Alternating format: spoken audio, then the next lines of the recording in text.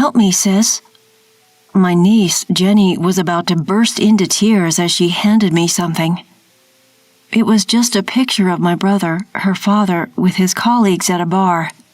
"What's wrong, Jenny? Why the sudden distress? What are you two doing over there?" As I was about to ask, my stern-faced sister-in-law interrupted us. "I've been looking for you, Jenny. Come with me," she said, swiftly whisking Jenny away. Left alone, I casually flipped over the picture. To my surprise, on the back was a message from my brother. "If anything happens to me, please protect my daughter. My name is Alice. I'm a 32-year-old working in the office of the construction company my family runs. My brother, 10 years my senior, was always hardworking and bore the weight of expectations as the heir to our family business. Everyone, including me, assumed he would take over the company.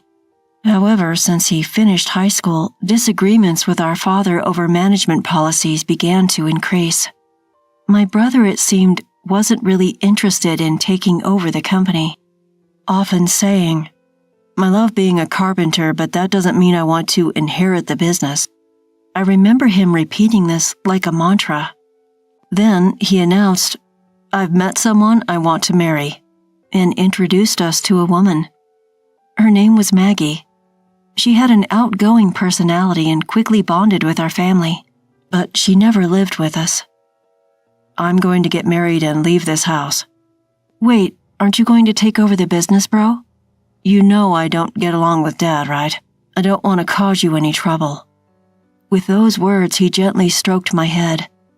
True to his word, he married a few days later and left the house. Nevertheless, he always kept in touch with me and we chatted about trivial things. "Maggie's dinner was delicious today. She's a dietitian, so she always prepares meals considering my high blood pressure." Yeah, I've heard that story a million times. You never get tired of bragging, do you? As long as my brother was happy, that was all that mattered to me. Then, a few years after his marriage, Jenny was born. From then on, we started seeing my brother and his wife occasionally. They seemed blissfully happy, and Jenny was growing up healthily, loved by both parents. Around the time Jenny turned 10, there were talks within the family of mending ties with my brother. We all hoped to recreate the times when the family used to laugh together. However, that wish was not to be fulfilled. One day while I was at work, I received a rare call from my sister-in-law.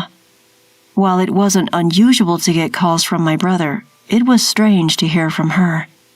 Worried, I immediately picked up the phone. "Hello, sister-in-law?" "Oh, Alice." "What's up? It's rare to get a call from you." "Calm down and listen. Your brother, Jake, he fell from scaffolding at work and was taken to the hospital. He slipped because of the rain." The news was so sudden. I felt as if time had stopped. My mind went blank. Immediately, I called my parents, who were also at work, and we hurried to the hospital in the pouring rain. When we were led into the hospital room, we saw my brother, his skin pale. From the moment I saw him, the reality of the phone call hit me, and I collapsed onto the floor. "Bro?" The voice I managed to squeak out was so feeble that I startled myself and a wave of sorrow washed over me. At the bedside, my brother's wife was bawling unabashedly like the heroine of a tragic tale. Her wailing was so intense that it made me hold back my tears and just stare at her, but I felt a strange unease about her behavior. Then Jenny, standing next to her, was looking down, her face pale, not shedding a tear but trembling as if she were terrified of something. "Jenny, are you okay?" It seemed like the shock of her father's death had made her unable to respond to my question. After the wake for my brother at our home, as the relatives were lost in their grief, I found myself quietly shedding tears in a deserted corner of the porch. The photo in the memorial portrait seemed to be a recent one. My brother looked a little worn out, but his expression was peaceful. I wonder if my brother lived a happy life. As I thought about this, an image of Jenny came to my mind. The last time we talked, my brother, who loved his daughter dearly, happily told me about how often he took her to amusement parks and zoos. Jenny must be struggling after losing her father. Thinking about my niece's feelings, I felt tears well up again, but then I heard a familiar voice calling out to me. "Sis." It was Jenny, her eyes brimming with tears. "Jenny, what's wrong?" I wiped my tears and asked her, trying to keep my composure. "Sis, help me. I think I might be next." "Eh?" As I was about to ask her to repeat what she had said, she handed me something while biting her lip. "Dad said if anything happens, I want you to give this to Alice." My brother said that? It was a brown envelope. It seemed a little worn, probably because she had been holding on to it for a while. "It's actually..." Just then, I heard a cold voice behind me saying, "What are you doing?" I was startled and turned around to see my brother's wife, Maggie, with a stern look on her face. "I've been looking for you." "Mama!" Maggie grabbed Jenny's arm and, before I could stop her, quickly whisked her away. Maggie had always been very friendly and kind, but she was behaving very differently now. It's natural given her husband just passed away, but Jenny's behavior was also a bit strange. Left behind, when I looked at what was inside the envelope, it was an ordinary photograph. It looked like it could have been taken at a social gathering. In it, my brother was smiling alongside several of his work colleagues. I decided to flip the photo over. On the back it read, "If anything happens to me, I want you to protect my daughter," in my brother's slightly angular handwriting. I was taken aback, speechless and just staring in surprise. I think Jenny was asking for help. This photo might be related. I decided to call a friend who was a police officer and arranged to meet him the next day. Normally, the funeral would have been conducted the day after the wake, but the crematorium was not available due to a certain day of the week, so we had a day off. This extra day allowed me to uncover the truth behind my brother's death. The next morning, when I arrived at our meeting place, he was already there waiting for me. "Sorry for calling you out of the blue." "Hey, don't worry about it. I was off duty. So what's up?" "Well, it's just that..." I began to tell my friend the sequence of events, and he listened seriously. From a cop's perspective, we can't act on this with just the evidence we have." "I see. I'm sorry I can't be of more help, but remember, I'm always here to lend an ear if you need it." "Yeah, thanks. Just talking about it helps me sort things out." Even after parting ways with my friend, I was still pondering over the photo that Jenny had handed me. No matter how many times I looked at it, the meaning of this photo and my brother's message remained a mystery. What else can I do to find a clue I don't understand from this message alone? I might learn something if I ask Jenny directly, but I feel like my sister-in-law might interfere again. Just then, an idea popped into my head. Maybe I can find something if I look at my brother's belongings. Unable to stay still, I quickly went to my sister-in-law's house. "I'm sorry for bothering you when you're busy. I'm just worried about you and Jenny. Thank you for coming all the way. Jenny is in her room, but let's leave her be for now. She's feeling down since her father passed away." As she said that, she invited me into the living room. She was always tidy and the house was always well kept, but today it felt rather bleak. Oh, there's nothing of my brother's here, and the family photo that was here the last time I visited. There was nothing to suggest that my brother had been here. Desperate to find anything left behind by my brother, I scanned the room. Maggie brought me some tea and homemade pickles. What caught my eye was a light purple bracelet like a rosary on Maggie's wrist. It didn't seem to match her or my brother's taste, and I felt a sense of discomfort as I thanked her for the tea and tasted the pickles. "Wow, it's so salty. These pickles are really salty, aren't they?"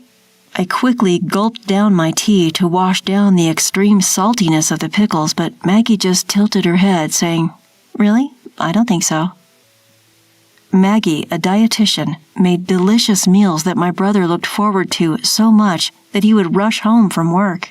It was clearly strange for something she made. Could it be that she was feeding my hypertensive brother this salty food? Since I arrived at Maggie's house, I've been feeling an indescribable discomfort. I began to worry about Jenny. "I'd like to talk to Jenny. She's in her room, right?" Just as I stood up and was about to head towards Jenny's room, "No, I won't let you see her." "What? Why?" "I'm sorry, but you should leave. I'm busy preparing for the funeral." Maggie grabbed my wrist, pushed me out into the hallway, and threw me out of the house.